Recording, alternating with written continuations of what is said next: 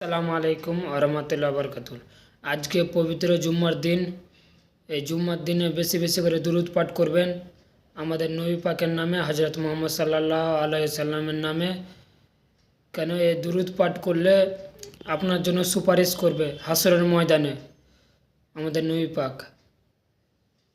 তো অবশ্যই বেশি বেশি করে দুরূদ পাঠ করবেন। আমার নবী পাকের হাদিস রয়েছে, তার সাহাবীগণেরকে বলতো, এ সাহাবীগণ আমার ওপরে বেশি বেশি করে দুরূদ পাঠ করো, কেন আমি তোমাদের জন্য সুপারিশ করব হাসরের ময়দানে। তো অবশ্যই বেশি করে দুরূদ পাঠ করবেন।